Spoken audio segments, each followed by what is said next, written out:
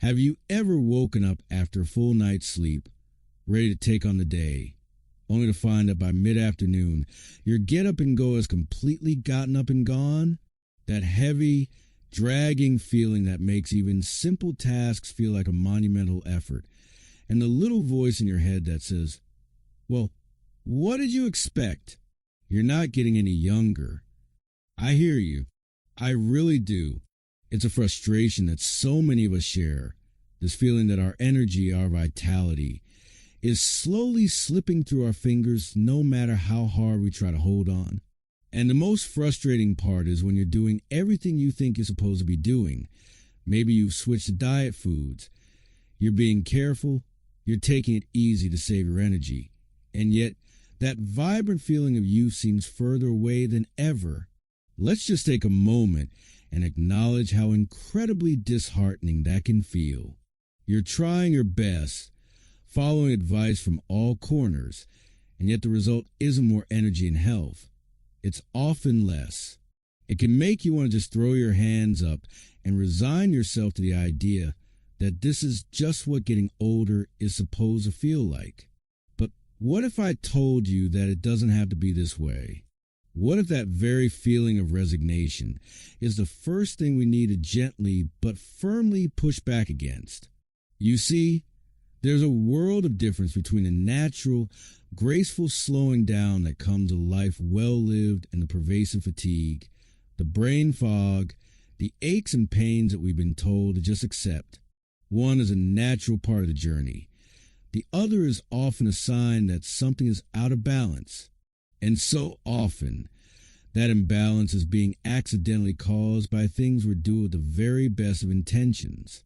We've been following well-meaning but outdated advice, or we've been convinced by clever marketing that a healthy habit is the right choice, when in reality, for our specific, wonderful, and unique bodies in this stage of life, it might be the very thing that's holding us back.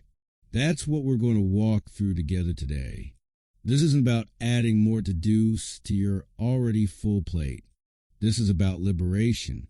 It's about identifying a few key areas where we might be unintentionally working against our own best interests and making some simple, powerful shifts that can help you reclaim that energy, that spark, and that feeling of waking up each morning excited for the day ahead. We're going to look at this from every angle, from the food on your plate that you might think is helping but could be hindering, to the way you move your body that might need a subtle but crucial reframe, to the sacred nature of rest and how we might be accidentally sabotaging it, and finally, to the incredible power of connection and how it fuels us from the inside out. It all starts, though, with understanding a fundamental truth, the core of everything we'll discuss. And that's the critical difference between natural aging and unnecessary energy drain. Because once you can see that line clearly, everything else starts to fall into place. Think of it like this. Natural aging is like the gentle, gradual change of seasons. A tree in autumn doesn't break. It transforms. Its leaves change color and eventually fall, but its strength, its core, remains. It's a beautiful, necessary process. Unnecessary energy drain, on the other hand, is like a parasite on that tree, a bug or a blight that saps its vitality prematurely. It's not part of the plan. It's an invader. And the goal isn't to stop autumn from coming. That's impossible, and frankly, it would rob us of profound beauty of this chapter of our lives. The goal is to identify and address the blight, to protect the magnificent tree so it can thrive through every season. So, what does that blight look like in our daily lives? It often shows up as that heavy fatigue I mentioned, the kind that isn't cured by a good night's sleep. It's the mental fog that makes it hard to concentrate on a good book or follow a familiar recipe. It's the slow, creeping loss of strength that makes opening a jar or getting out a favorite chair a little bit harder each month. We've been told these are just signs of age, but so often they are signs of something else entirely. They are signs that our body is struggling against something it wasn't designed to handle, whether that's a nutritional misstep, a type of inflammation, or a habit that's slowly eroding our foundation. I want you to think about your own energy not as a finite resource that's draining away, but as a gentle stream. Natural aging might mean the stream flows a little slower, a little calmer, but it should still be clear and clean and able to support life around it. The problems start when we, often unknowingly, throw obstacles into that stream, a log jam here, a bit of pollution there, until the flow becomes a trickle. Our work together is about identifying those logs and clearing them away, so your natural, vibrant energy can flow freely again. And getting a handle on that difference is the first step to taking your power back. Because once you see it clearly, what you do next becomes so much more important. And what you do next, well, it all starts in the kitchen, doesn't it? Not with a strict diet or a complicated regimen that makes mealtime a chore, but with thinking of food in a completely new way. For so long, we've been taught that healthy eating is about subtraction, cutting out fat, counting every calorie, choosing diet or light versions of everything. And if you're like me, you probably spent years doing just that, believing you were making the best choices for your body. But what if that approach, especially now, is actually one of the biggest logs in your energy stream? Our bodies after 70 are incredible, wise machines, but they have different needs. They don't need less. They need more the right kind of fuel, more density in every single bite, because the margin for error is smaller. Imagine your metabolism as a gentle, warm fireplace. In our younger years, we could throw just about anything on that fire, wet leaves, old newspapers, a big log, and it would somehow catch and generate heat. But now, our metabolic fire burns a little lower, a little more deliberately. If we throw wet leaves on it, those empty calories from processed diet foods, it doesn't flame up, it smothers. It sputters and smokes and leaves us feeling cold and sluggish. What it needs now is perfect, dry, high-quality kindling. That's what the right food is. It's not about eating less.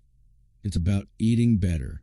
It's about choosing the single piece of good wood that will catch easily and throw off a steady, lasting warmth, instead of a whole armful of junk that just stifles the flame. This is why that well-intentioned habit of skipping meals or opting for a bland, low-calorie frozen dinner can backfire so spectacularly.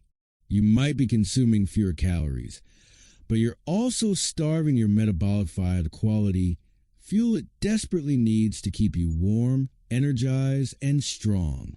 So what does that perfect kindling look like?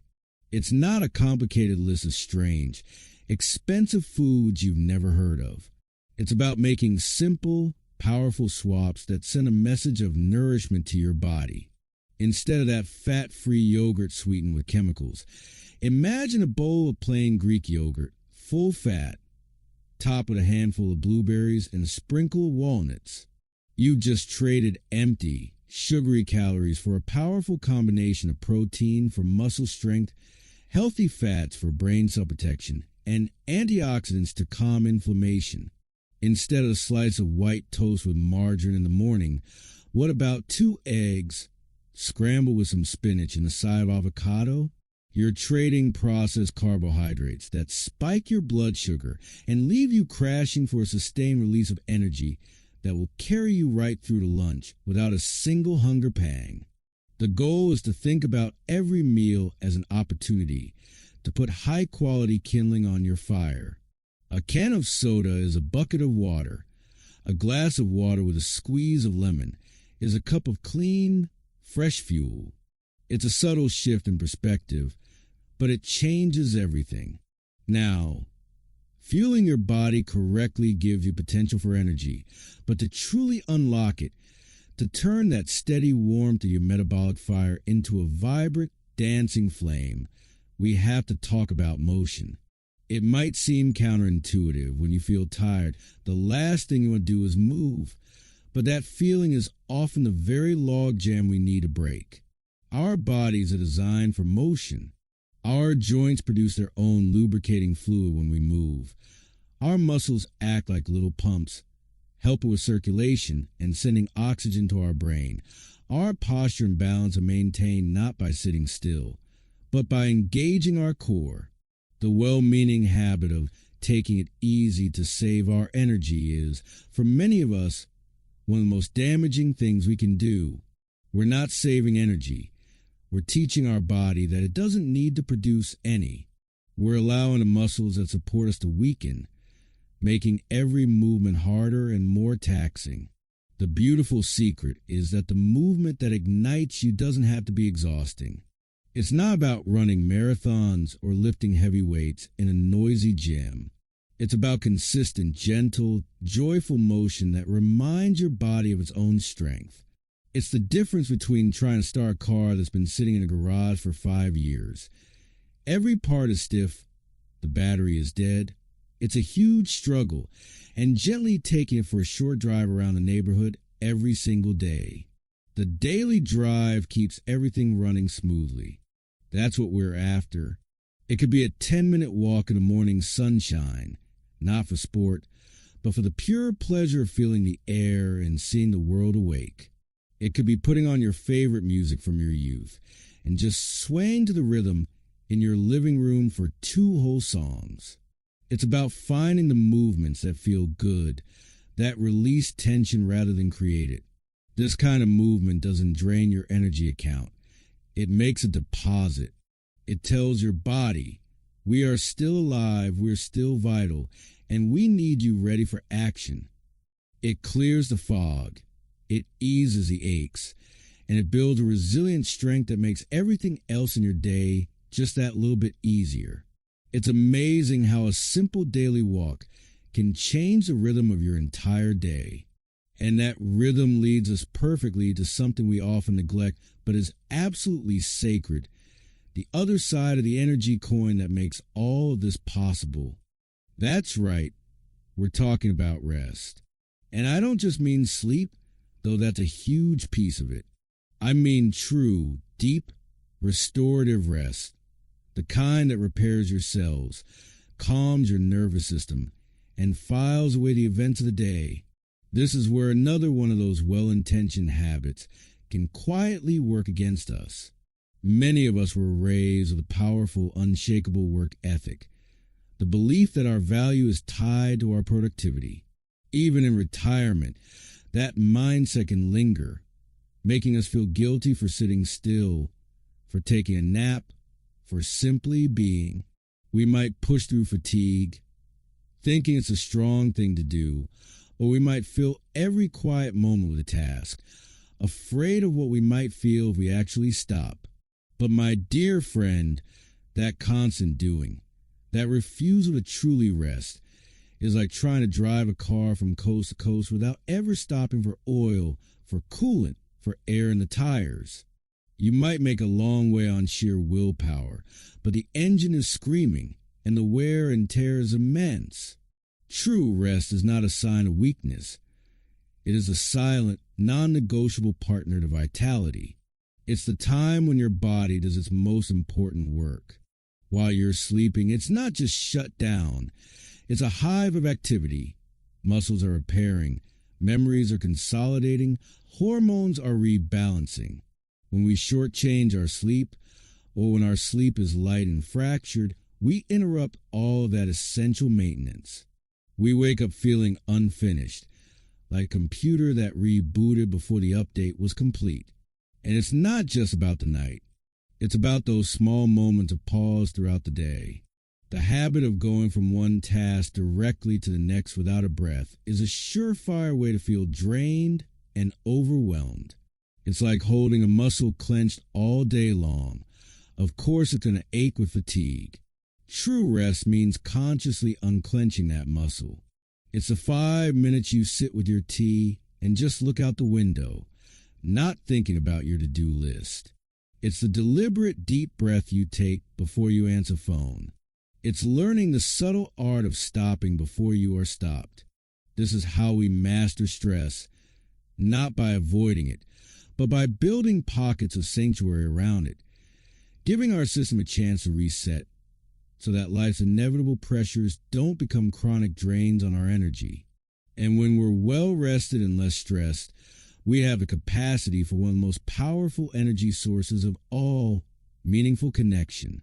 This is the final piece, and it's one that is so often overlooked when we talk about health. We focus on the body, but we forget the spirit. There's a habit that can creep in later in life, sometimes by circumstance and sometimes by choice, and that's a habit of isolation.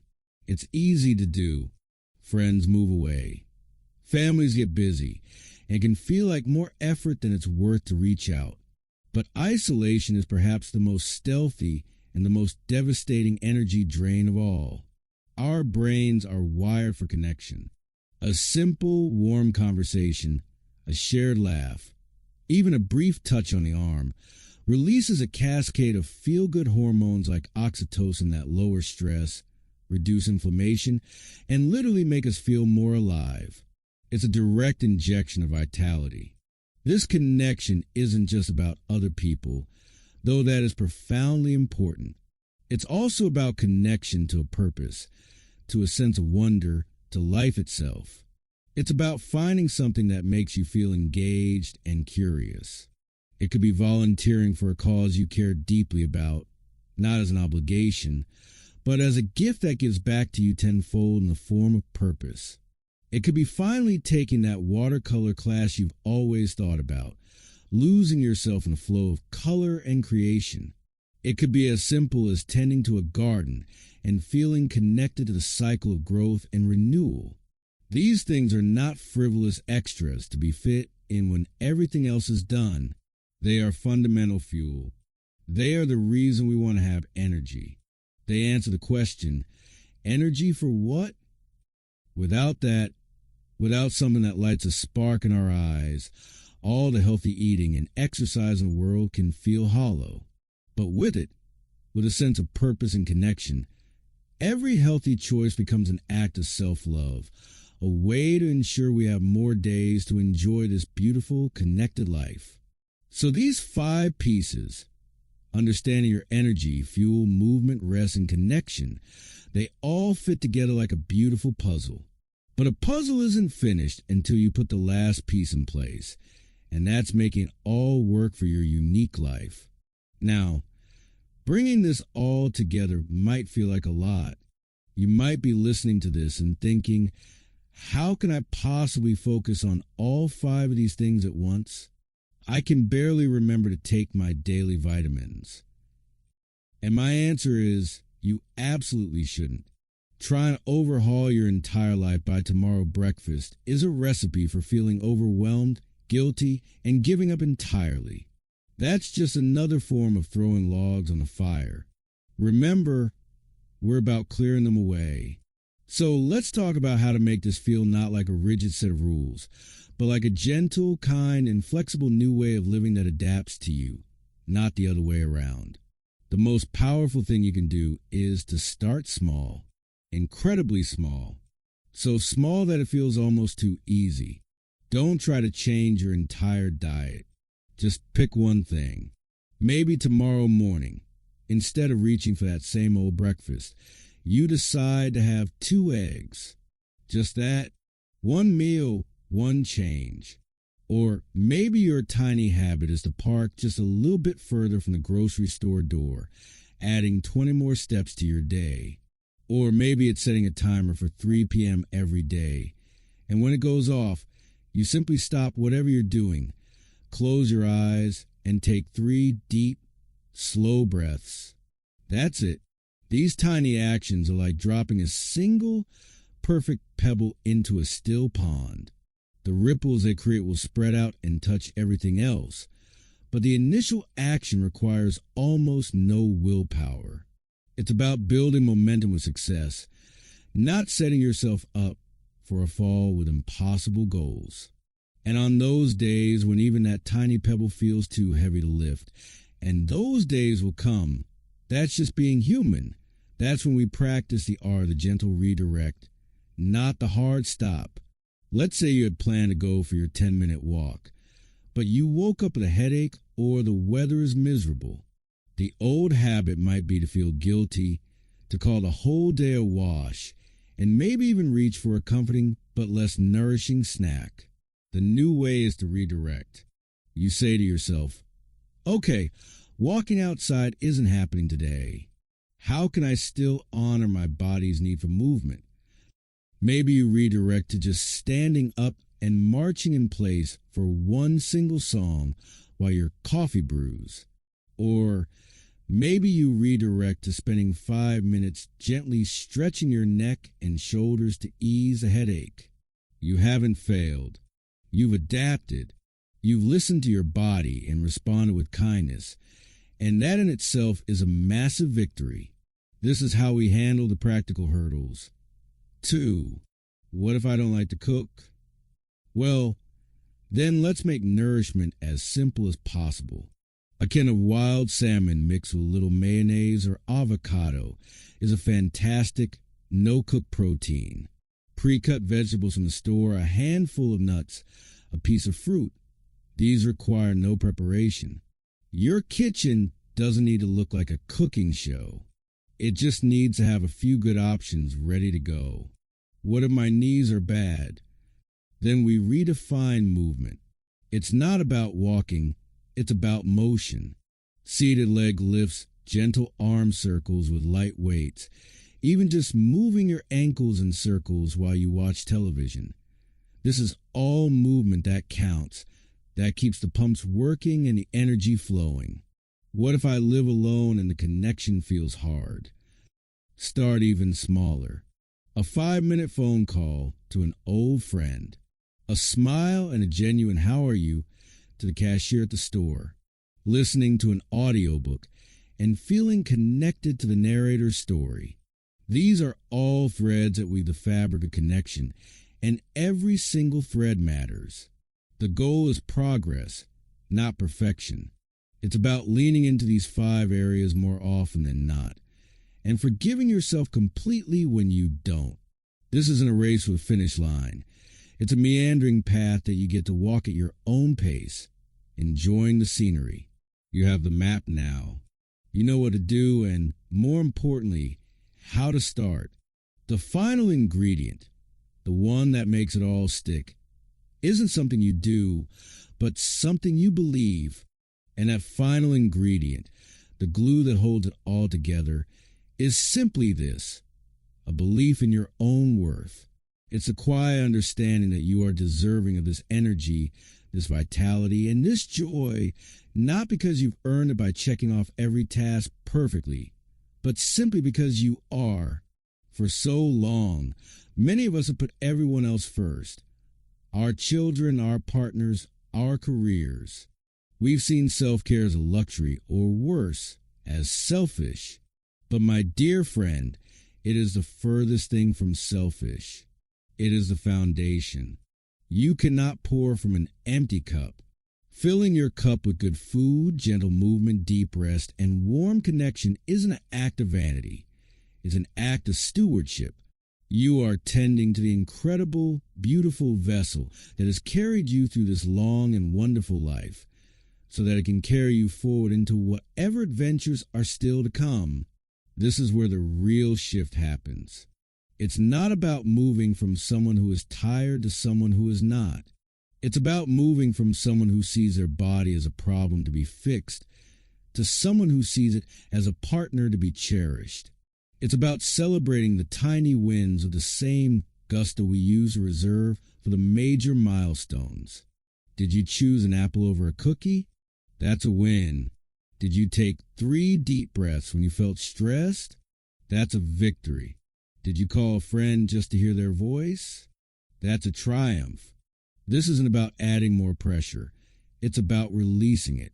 It's about becoming your own best friend, your own most compassionate cheerleader. On the days you feel full of energy, you move with it. On the days you feel slow, you offer yourself grace and rest. It's all part of the dance. I want to tell you about a woman I know. Let's call her Eleanor. Eleanor had bought into the story that her best years were behind her. She felt stiff tired and increasingly invisible. Her world was getting smaller, and she accepted it as her fate. But then she decided to make one change. Just one. She bought a bird feeder and put it outside her kitchen window. That small act of connection with nature led her to a book about local birds. That book led her to a free bird walking group at a nearby nature center. Hesitantly, she went. She met people. She started taking short, slow walks with a group, not for exercise, but to see a northern cardinal. The movement made her feel better. She started packing a better lunch to take with her. The good fuel gave her more energy. She was sleeping more soundly from the fresh air, and she was laughing, truly laughing with her new friends. She didn't set out to change her life. She set out to see a blue jay. But in doing so, she gently, kindly incorporated all 5 of these pieces without even realizing it. She found her spark again not through force, but through curiosity and a single, small act of joy. That is what I want for you. It's about waking up feeling hopeful, having the vitality to play with your grandchildren without being winded, the mental clarity to get lost in a great novel, the emotional resilience to handle life's bumps with grace, and the strength to pursue that hobby you always put off. It's about claiming the rich, deep, vibrant life that is your birthright at any age. Now, I'd love to hear from you. This isn't a one-way conversation. We're a community here. So tell me in the comments below, which one of these 5 areas, understanding your energy, food as fuel, joyful movement, restorative rest, or meaningful connection, are you most excited to gently explore first? Your story could be the very thing that inspires someone else to take their first small step. If this conversation felt helpful, it felt like a warm chat with a friend who gets it, please do give this video a thumbs up. It truly helps this channel reach more wonderful people just like you. And if you haven't already, I would be so honored if you'd subscribe and tap that little bell icon. Every video I make is designed with you in mind, to help you live your healthiest, happiest, and most fulfilling life. Remember, your best years aren't behind you. They're right here, waiting for you to claim them. Here's to your health, your happiness, and your incredible journey ahead.